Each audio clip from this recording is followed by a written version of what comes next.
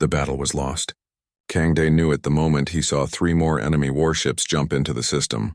Their dark purple hulls shimmered as they joined the Valkyrie fleet that already surrounded Proxima Station. Day's hands gripped the controls of his Corvette, watching the tactical display light up with red markers. Too many red markers. "Commander, we need to retreat," HFY said from the tactical station behind him. Her voice was steady, but Day could hear the fear underneath. They had grown up together in the Soul Colony. He knew every tone in her voice. "Not yet," Day replied. His eyes scanned the enemy formation. The Valkyrie had been conquering human colonies for 2 years now. 17 star systems had fallen. Earth Defense Force fought back with everything they had. But the aliens were stronger, faster, and their technology was decades ahead. Admiral Park Woo's face appeared on Day's communication screen. The old man looked tired. "All ships fall back to Rally Point 7. We cannot hold this position." Day didn't respond. He was looking at something else. Intelligence reports from their last battle showed a weakness in the Valkyrie flagship's shield array. The shields had a reset cycle that lasted 3 seconds. 3 seconds where a fast ship could get through, but it meant flying straight through the entire enemy fleet. It was suicide. "Day, did you hear the Admiral?" HFY asked. "We're pulling back," I heard him, Day said quietly. He pushed the throttle forward. His Corvette was experimental, fitted with a new fusion drive that Earth engineers hoped would give them an edge. It had never been fully tested, but right now that didn't matter. "What are you doing?" HFY's voice rose as she saw their course change. They were heading straight toward the enemy fleet. "Winning," Day said. He knew it sounded crazy. Maybe it was. But he was tired of running. Tired of watching colonies burn. Tired of losing. The communication channel exploded with voices. Admiral Wu was shouting orders. Other pilots were asking what he was doing. Day turned off the audio. He needed to focus. The Valkyrie ships grew larger on his screen. Their weapons powered up, tracking his small Corvette. Purple energy beams lanced through space. Day rolled his ship, dodging the first volley. The second volley grazed his shields, making the whole ship shake. "Shields at 60%, HFY reported. She had stopped questioning him. Now she was doing her job, keeping them alive. "Reroute all power to engines," Day ordered. "Everything. Life support weapons, everything. That will kill us if we don't reach the flagship in 90 seconds, HFY said, but her fingers were already moving across her console. "Then I better fly fast," Day said. The Corvette lurched forward as the fusion drive received full power. They shot through the Valkyrie formation like a bullet. Ships tried to track them, but they were too fast. Too small. Too reckless. The flagship loomed ahead. It was massive, 3 kilometers long, covered in weapon ports and armor plating. Day could see the shield shimmer around it. He checked his timer. The shield reset cycle should begin in 5 seconds. 4, 3, 2. The shields flickered, beginning their reset. 1. Day pushed the throttle beyond maximum. The fusion drive screamed. Warning lights covered his console. The reactor temperature was climbing too high. The safety systems were failing. "Day, the reactor is going critical," HFY shouted. "I know." Day pulled up hard, trying to skim past the flagship's hull. They were inside the shield envelope now, but the reactor was melting down. He could feel it through the vibrations in his seat. "Eject the core," HFY screamed. Day slammed his fist on the emergency release. The fusion reactor ejected from the back of his ship, still climbing toward critical mass. For a moment, nothing happened. Then the reactor exploded. The blast was like a small star being born. Energy rippled outward in all directions. It didn't destroy the Valkyrie fleet, but something else happened. Something no one expected. The experimental fusion reaction created an electromagnetic pulse so powerful that every electronic system within 1,000 kilometers shut down. Valkyrie ships went dark. Human ships went dark. Everything stopped. Day's Corvette tumbled through space, all power gone. He felt weightless as the artificial gravity failed. Emergency lights flickered on, running on backup batteries. "Status?" Day asked. "Life support only," HFY replied. "Everything else is dead." "We're drifting." They floated in silence. Through the viewport, Day could see the disabled fleets. Hundreds of ships, both human and alien, all dead in space. What had he done? A clang echoed through the hull. Then another. "Something just attached to our airlock," HFY said, pulling herself to the weapons locker. She grabbed 2 pistols, tossing one to Day. They positioned themselves facing the inner airlock door. Day's heart pounded. The airlock cycled manually. Someone was coming in. The door opened. 2 figures in Valkyrie combat suits stood there. They raised their hands slowly, showing they held no weapons. "Don't shoot," one said in perfect English. The voice sounded young, male. "We're not here to fight," the other added. Female voice, also young. Day kept his pistol aimed at them. "Then what are you here for?" The 2 figures reached up and removed their helmets. They looked almost human, except for the silver patterns that traced across their skin like circuits. They were identical. Twins. "My name is Rion," the male said. "This is my sister Kira. We are officers of the Valkyrie fleet." "Then I should shoot you," Day said. "Please listen," Kira said urgently. "We want a defect. We want to help humanity. Why would you betray your own people?" HFY asked, her pistol also trained on them. Rion and Kira looked at each other. Some unspoken communication passed between them. "Because the Valkyrie Empire is not conquering you for territory," Rion said. "They're harvesting your people. Every human captured is connected to their neural network, their minds used as processing power for the Empire's artificial intelligence." Day felt sick. "That's insane." "It's true," Kira said. "We've seen it. We've watched it happen to 17 civilizations. We tried to stop it from inside, but we failed. So we decided to stop it from outside." "By doing what?" Day asked. Rion reached to his temple where silver circuits glowed faintly. "We have direct neural links to the Valkyrie command network. Every ship in this fleet is disabled by your electromagnetic pulse. Their crews are trapped inside, unable to restart their systems manually. But we can. We can take control," Kira continued. "We can turn this entire fleet against the Empire. But we need your help." "This is crazy," HFY said. Day lowered his pistol slightly. He looked at the twins, at the desperation in their eyes, at the disabled fleet surrounding them, at the chance to finally turn the tide of this war. "How do we do it?" he asked. Rion smiled. It was a human expression on an alien face. He touched his temple again and his eyes glowed bright silver. "Watch." Through the viewport, the nearest Valkyrie destroyer's lights flickered on. Then another ship powered up. And another. "We're taking over," Kira said, her eyes also glowing. "But we'll need to work fast. The Empire will send reinforcements when they realize what happened." Day looked at HFY. She shrugged, a gesture that said their situation couldn't get any crazier. "All right," Day said. "Let's steal a fleet." 6 hours had passed since the electromagnetic pulse. Day sat in his Corvette's small medical bay, watching HFY keep her pistol trained on the twins. Rion and Kira sat calmly on the floor, their eyes still glowing silver as they worked through the Valkyrie command network. 3 destroyers online, Rion reported. 5 cruisers responding to override protocols. The flagship will take longer. Its systems have more security. Admiral Wu's shuttle had reached them an hour ago. The old admiral now stood in the cramped corridor, his face hard as stone. Behind him, 5 Marines aimed their weapons at the twins. "Give me one reason not to execute them right now," Wu said to Day. "Because they can give us the entire Valkyrie fleet," Day replied. "Look at the tactical display.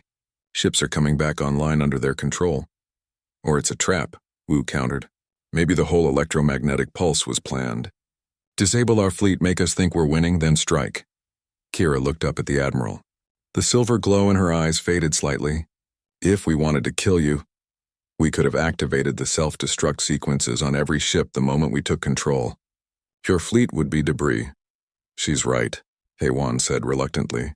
"I've been monitoring their commands. They're actually taking control of the Valkyrie ships, not destroying them." Wu's jaw tightened. He gestured to Day.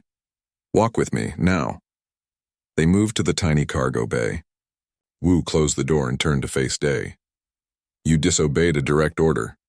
You charged into enemy fire. You destroyed your reactor and disabled both fleets. By all rights, I should have you court-martialed." "Yes, sir," Day said. He knew there was no point in arguing. "But," Wu continued, "you also created the first opening we've had in 2 years. If these twins are telling the truth, if we can turn the Valkyrie fleet against the Empire, we might actually survive this war." He paused. "Can we trust them?" Day thought about the desperation he'd seen in their eyes, the way they'd explained about the neural harvesting. "I think so. They had plenty of chances to kill us. They didn't." "That's not good enough," Wu said. "I need more." The door opened. Rion stood there. May I speak? Wu nodded, his hand moving to his sidearm. Rion stepped inside. Admiral, I know you have no reason to trust us. We are the enemy. But please understand, my sister and I have lived our entire lives knowing what the Empire does. Every conquest, every civilization destroyed. We are connected to the network. We feel every mind that gets harvested.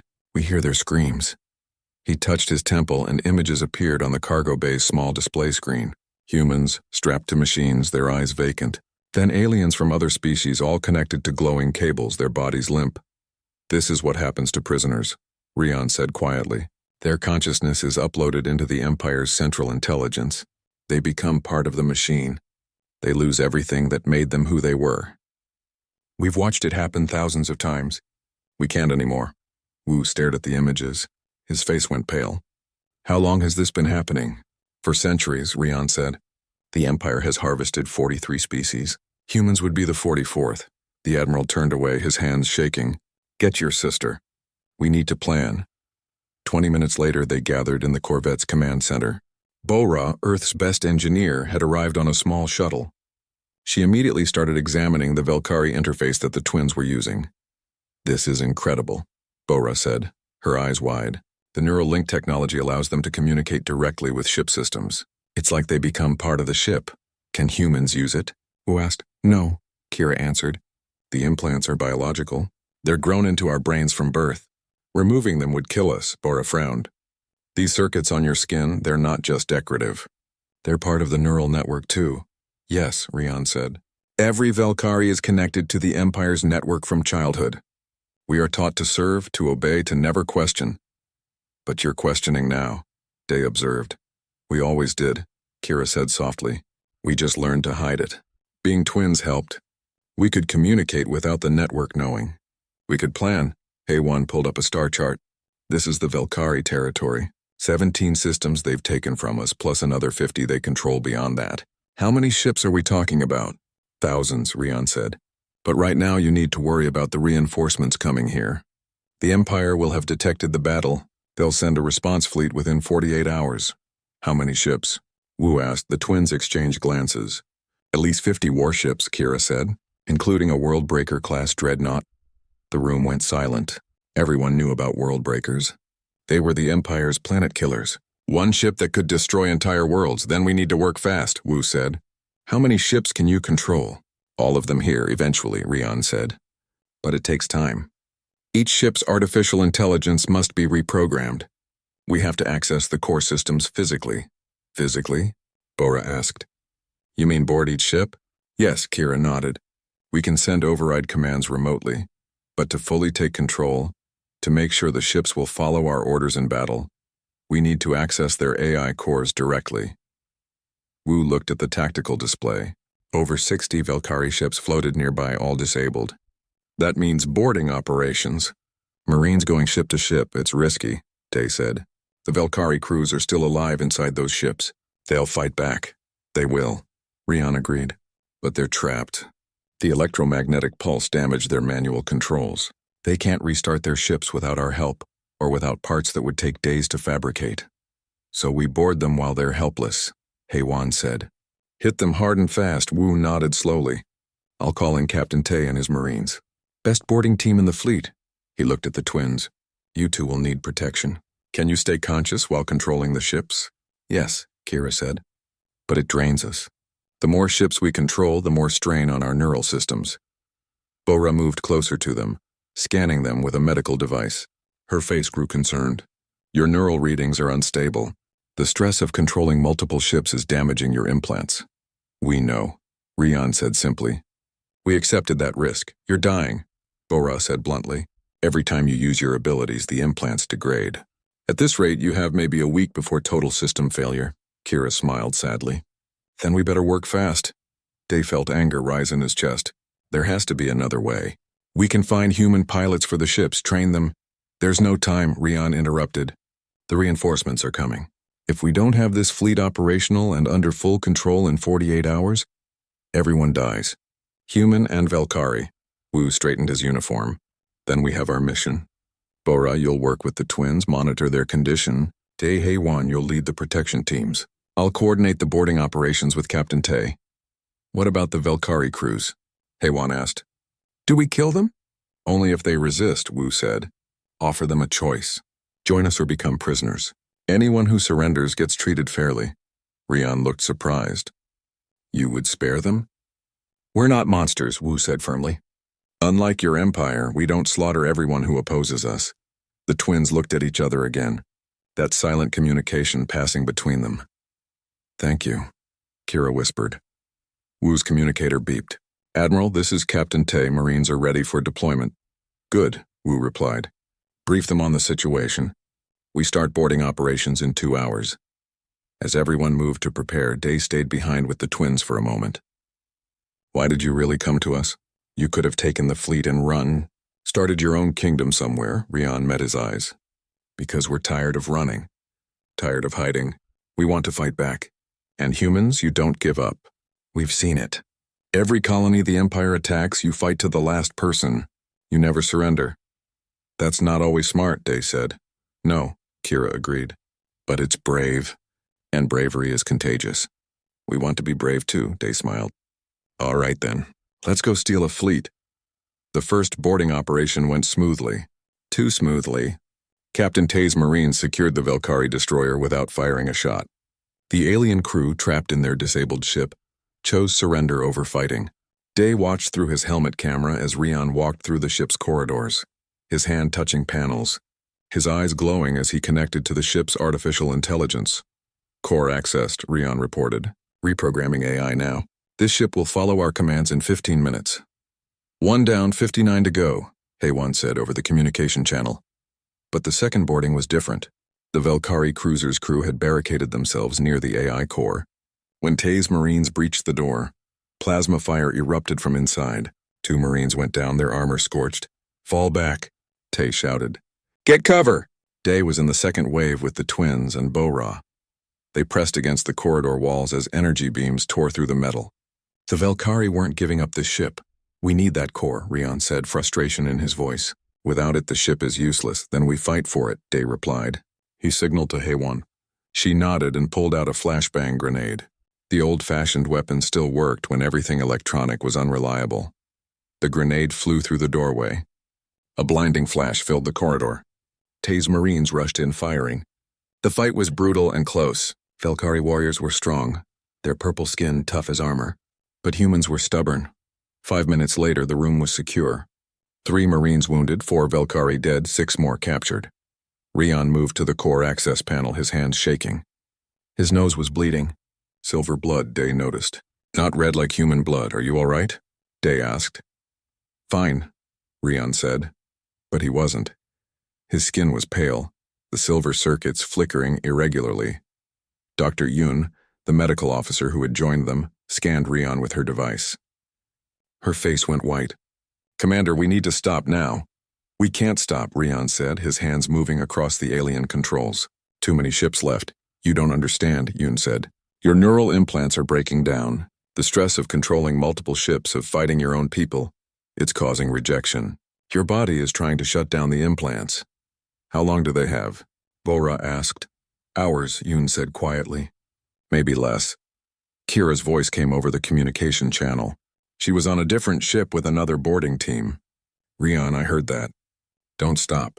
We can finish this. Both of you are dying, Yoon said into her communicator. You need treatment. We need to complete the mission, Kira replied. We're fine, but she wasn't fine. Day could hear the strain in her voice. He'd been in enough battles to recognize someone pushing past their limits. The boarding operations continued. Each ship was a battle. Some Velkari crews surrendered. Others fought to the death. By hour 20, they had secured 30 ships. The twins moved from vessel to vessel, reprogramming AI cores, their bodies growing weaker with each jump. Day stayed close to them, his protective instincts growing stronger.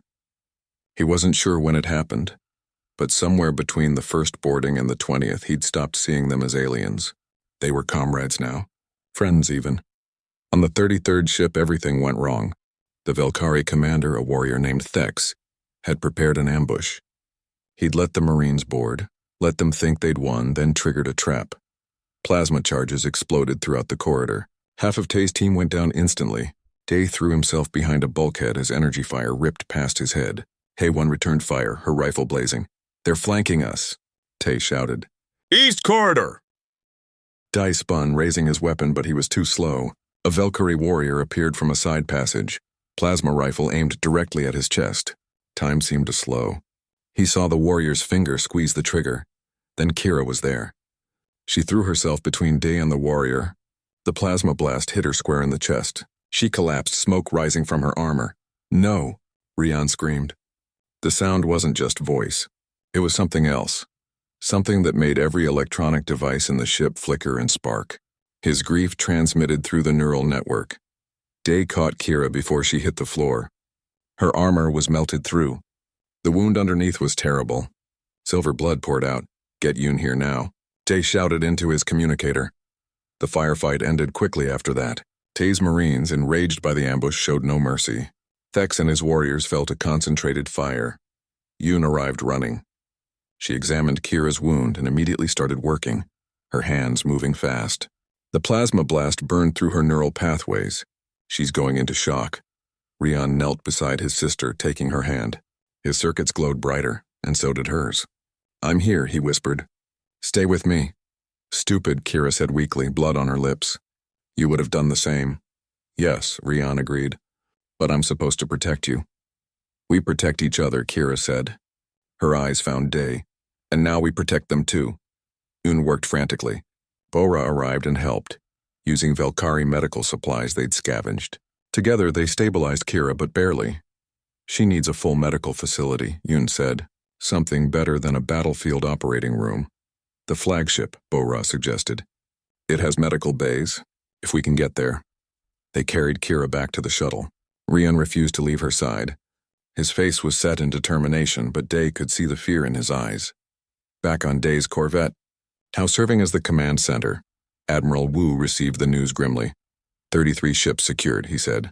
27 to go. But we're running out of time. Intelligence reports the reinforcement fleet will arrive in 12 hours. "We won't finish in time," Tay said. His armor was scorched, his face tired. "My Marines are exhausted. The resistance is getting fiercer." Rian looked up from where he sat beside Kira's medical bed. "The Valkyrie crews know what we're doing now. They've been communicating through emergency channels. They know we're taking their ships. Can you stop their communications?" Wu asked. "No," Rian said.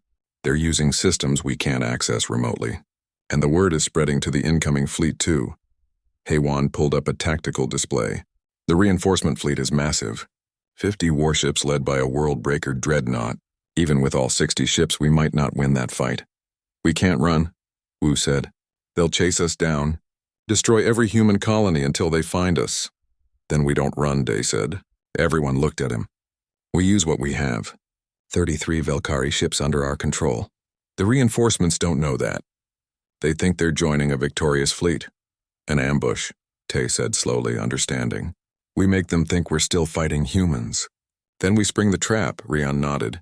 "I can feed false data to their fleet, Admiral. Make them think we're chasing scattered human ships. Position them exactly where we want them. But we'll need all the ships online," Bora said. "Every single one. And the twins won't survive completing all 60. The room went quiet. Kira opened her eyes slightly. "Then we don't do all 60. We do enough. 33 Valkyrie ships plus the human fleet. It might be enough if we're smart. And if we're lucky," HFY added. "Luck is something humans excel at," Rian said with a weak smile. Wu made his decision. "We stop the boarding operations. Focus on preparing the ships we have. Position them in formation. Make it look like business as usual. I'll need access to long-range communications," Rian said. "And I'll need my sister's help. This level of deception requires both of us working together." Ian shook her head. "She can't. The strain will kill her." "It will kill me too," Rian said. "But if we don't try, everyone dies anyway." Kira reached out and squeezed her brother's hand. "Together. Together," he agreed. Day watched them. These twins who had given up everything to fight against their own people, who were dying to give humanity a chance. "There has to be another way," he said. "There isn't," Kira said softly. "This was always going to be the price." "We accepted it," Bora's console beeped.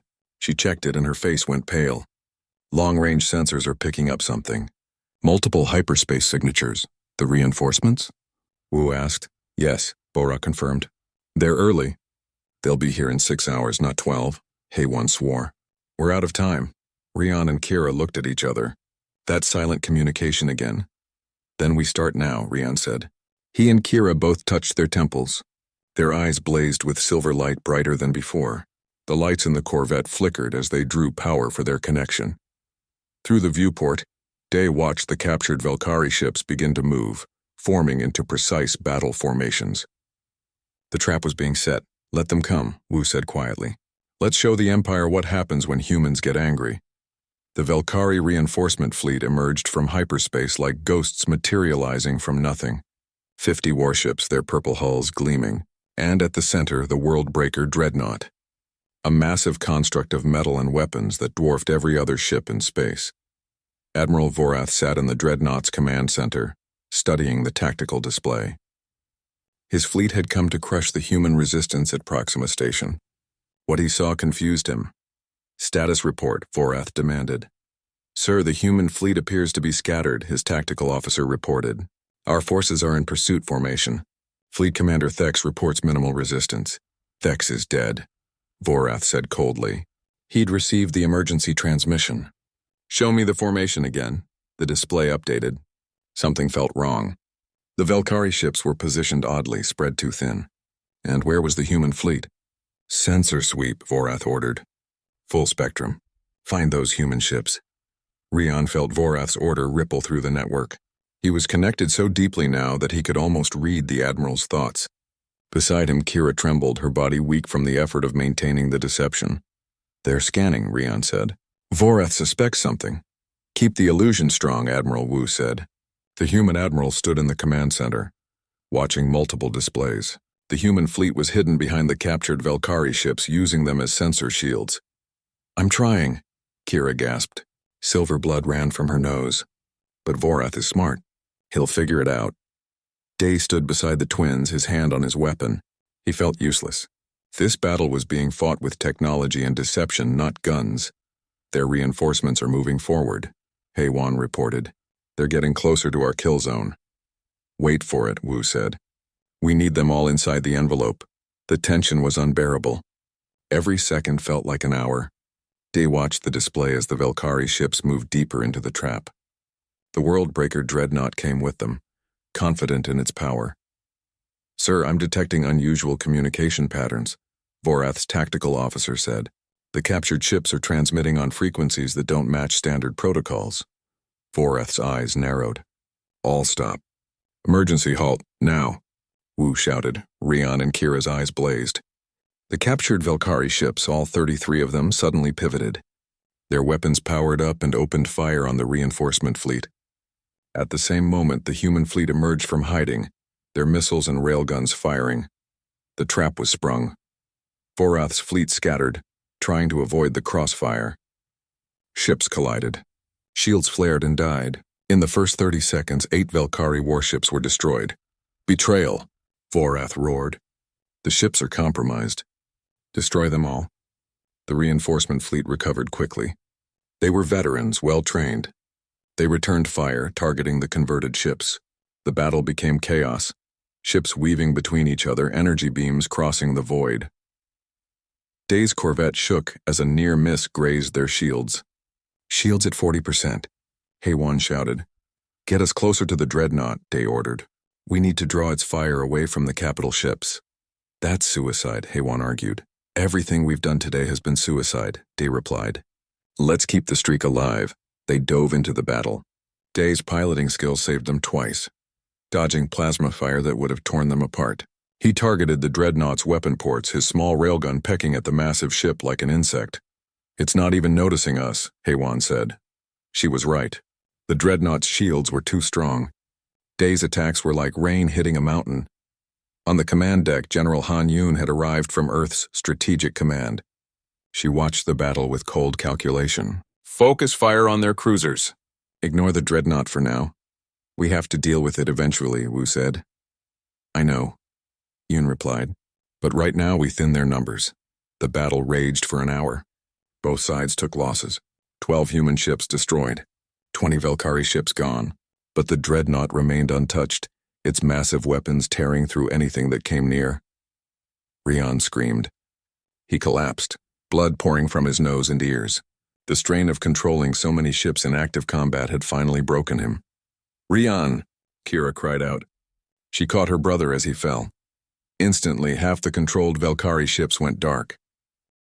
Their artificial intelligences, no longer receiving commands, reverted to default protocols. They stopped firing. "We're losing the captured fleet," Tay reported from his command ship. "I've got them," Kira said. Her eyes burned so bright it hurt to look at them. She took control of her brother's ships in addition to her own. The converted fleet came back online, weapons firing, but Day could see what it was costing her. Kira's skin was cracking, the silver circuits breaking apart. She was burning herself up from the inside. Dr. Yoon worked frantically over Rian's unconscious body. His neural implants are completely fried. "He's lucky to be alive. How's Kira?" Bora asked, running a scan from her station. Yoon checked her readings. Her face went white. "She's dying. Maybe 10 minutes before complete system failure." "Kira, you need to stop," Day shouted. "Can't," Kira whispered. "If I stop, we lose." The dreadnought fired its main weapon. A beam of pure energy lanced across space and destroyed 3 human cruisers in one shot. The ship simply ceased to exist, vaporized. "We can't fight that," Wu said. "It's too powerful." "There's one way," Bora said suddenly. She was looking at Kira's neural scan, the twins' connection to the Valkyrie network. "We could upload a virus, something that would cascade through all their systems." "Would that work on the dreadnought?" Yoon asked.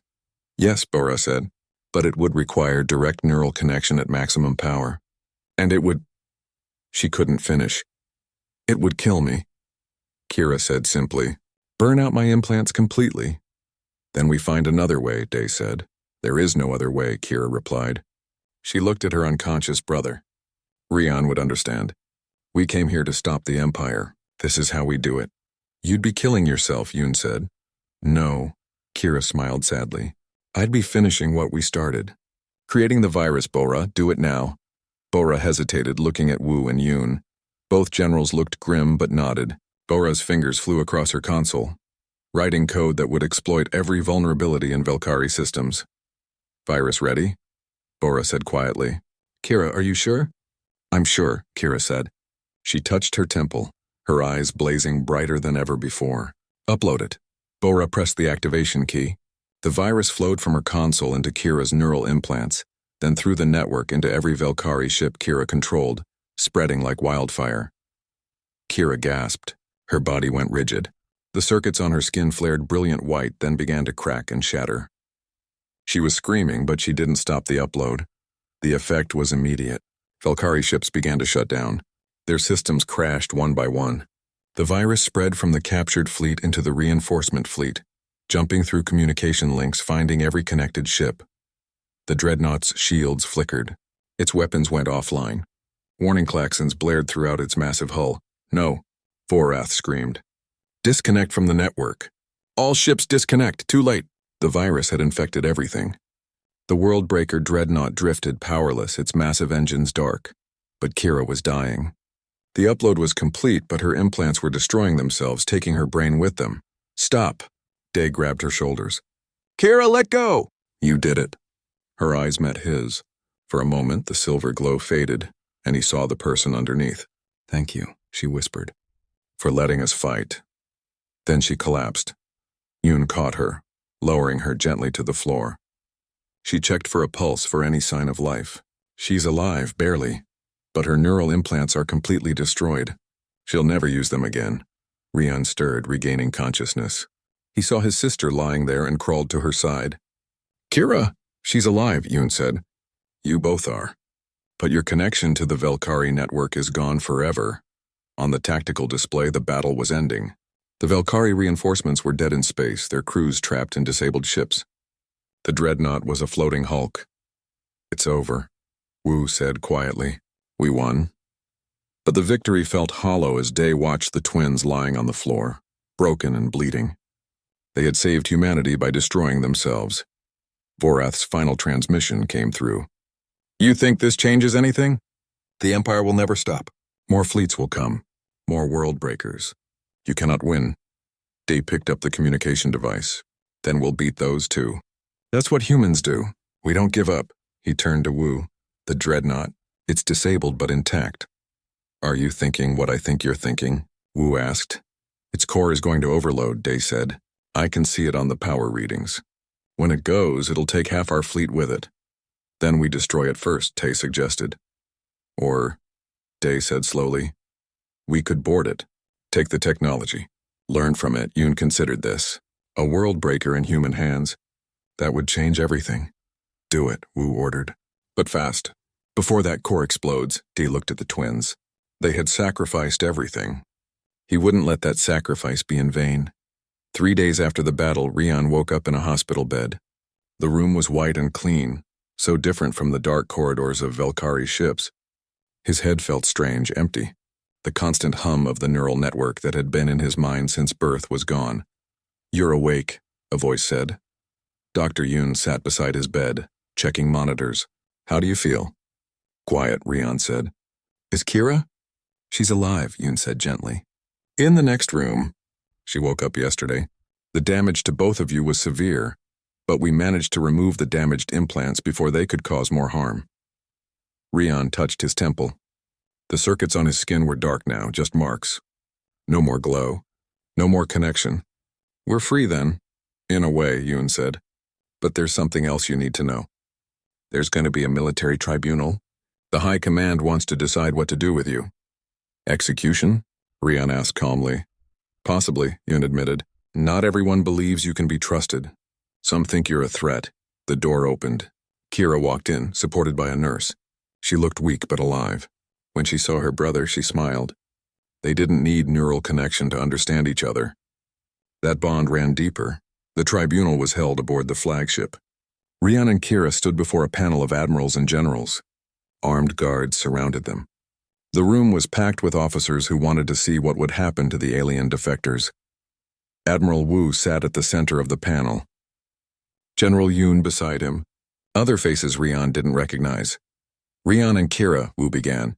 You stand accused of being enemy combatants, members of a hostile alien force. You have killed humans in the past. You have participated in the conquest of human worlds. How do you plead? Guilty, Rian said simply. We did all those things. We cannot deny our past, but we can ask for a chance to make it right, Kira added. We defected. We gave you the fleet. We sacrificed everything to help humanity. A general stood up. You only helped because your empire was harvesting people.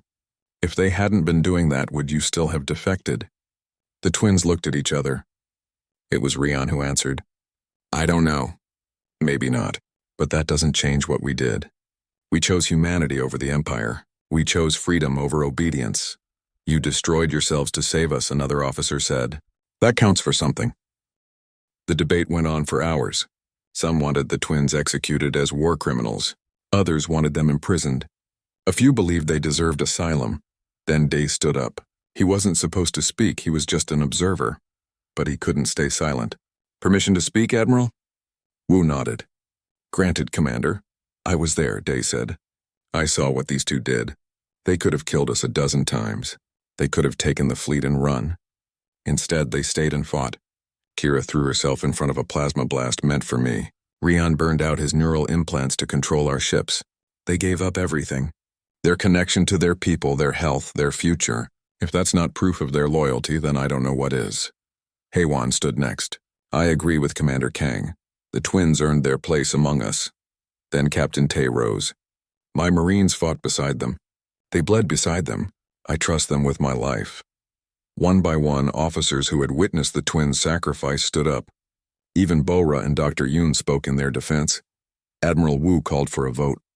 The panel deliberated for only 10 minutes. By majority decision, Wu announced, Rian and Kira are granted asylum in human territory. They will be given citizenship and allowed to remain free under supervision. They will work with our scientists and military to help us understand Velkari technology and prepare for future conflicts. Rian felt something he hadn't felt in years. Hope. Thank you, Kira whispered. 6 months passed. Proxima Station was rebuilt. The captured Velkari ships were integrated into Earth's defense fleet. Engineers worked with Bora to understand the alien technology, making improvements, combining it with human designs. Day stood on the bridge of his new ship. Not a small corvette anymore, but a carrier. A hybrid design combining human and Velkhari technology. The crew was mixed too. Humans working alongside the few Velkhari who had chosen to defect after seeing what the twins had done. "Captain on the bridge," HFY announced. She was his executive officer now, standing beside his command chair. "Status report," Day ordered. "All systems green," HFY said. "The hybrid fleet is ready for deployment." 20 ships fully crewed and armed. The door opened. Rian and Kira walked in. They looked different now, healthier. The dark circles under their eyes were gone. They wore human uniforms with special advisor patches. "The fleet looks good," Rian said, studying the displays. "You've done well combining our technologies." "We had good teachers," Bora said from her engineering station. She'd been working with the twins for months, learning everything they knew about Velkhari systems. Admiral Wu's face appeared on the main screen. He looked older but satisfied. "Captain Day, you're cleared for departure. Your mission is to patrol the former Velkhari territories, show the flag, and make contact with any potential defectors." "Understood, Admiral," Day replied. "And Commander Kang," Wu added with a slight smile. "Try not to charge any enemy fleets this time." "No promises, sir," Day said. The communication ended. Day turned to his crew. His eyes settled on the twins. "You ready for this? Going back toward Empire space?" "We're ready," Kira said. "It's time the Empire learned they can't control everyone forever." The bridge crew took their positions. Day sat in his command chair, feeling the weight of responsibility. His ship, his crew, his mission. "Helm, set course for Sector 7, he ordered. "Take us out."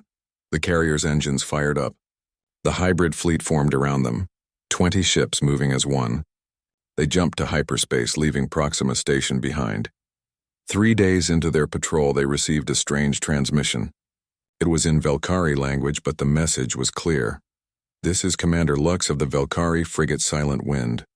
I'm transmitting on behalf of 12 ships in my squadron. We want to defect. We heard what Rian and Kira did. We want to fight against the Empire too." The bridge went silent. Everyone looked at the twins. Rian stepped forward. "Commander Lux, this is Rian. You're serious? You and 11 other ships?" "Yes," Lux replied. "We're tired of the harvesting. Tired of the endless conquest. We want freedom. Will you help us?" Day made the decision instantly. "This is Captain Kang Day of Earth Defense Force. Transmit your coordinates. We're coming to get you." More transmissions came in over the following weeks. Velkhari officers who had heard about the twins. Scientists who wanted to escape. Even civilians from conquered worlds who saw a chance for freedom. The revolution had begun. 6 months became a year. The hybrid fleet grew. 20 ships became 40, then 60, each one crewed by a mix of humans and Velkhari defectors, each one a symbol that the Empire could be beaten. Day stood on his bridge watching the newest ships join formation. Rian and Kira worked at their stations, no longer connected to machines, but more valuable than ever. They were proof that change was possible. "Captain, we're receiving a priority transmission from Earth Command," HFY said. General Yoon's face appeared. "Captain Day, we have confirmed intelligence. The Empire is planning a major offensive. They're gathering a fleet 3 times the size of what we faced at Proxima Station." "When?" Day asked. 6 months, Yoon said. "Maybe less. They want to crush this rebellion before it spreads further." "Let them come," Day said. "We'll be ready." "There's more," Yoon continued. "We're authorizing a preemptive strike. Deep into Empire territory. We want to hit them before they hit us. You'll lead the mission." Day looked around his bridge. At HFY, his trusted friend. At Captain Tay, commanding the Marine Forces. At Bora, making miracles happen in engineering. At Dr. Yoon, keeping everyone alive. At the twins who had sacrificed everything. "We accept," Day said. "When do we leave?" 2 weeks, Yoon replied. "Use the time to prepare. And Captain, this mission is dangerous. You might not come back." "We charged an entire Velkhari fleet once," Day said with a slight smile. "Going into Empire space is just the next step." The transmission ended. The bridge crew looked at each other. Fear and determination mixed together. Kira walked up beside Day's chair. "You know this is going to start a real war." "The war already started," Day replied. "We're just taking it to them for a change." "Good," Rian said. "It's about time the Empire learned what it feels like to be hunted." Day stood looking out at his fleet through the viewport. Human ships and Velkari ships flying together. Enemies becoming allies. The impossible becoming reality. Helm, Day ordered. Set course for the edge of Empire space. All ships battle stations. We've got a war to win. The fleet jumped to hyperspace. Behind them, more ships were being built. More defectors were joining the cause. More people were choosing freedom. The Empire had thought humans were prey. They had thought they could harvest and conquer without consequence. They were wrong. They had awakened predators, and now those predators were coming for them. In the depths of space, the hybrid fleet moved like a spear aimed at the heart of the Velkari Empire. At its tip, a commander who had once charged a fleet in a desperate gambit, who had found allies in the most unlikely place, who had learned that courage was contagious. The revolution had begun, and it would not stop until every being in the galaxy had the chance to choose their own destiny. The twins had shown the way. Now humanity would follow that path no matter where it led. The Empire's days of conquest were numbered. The hunt had begun.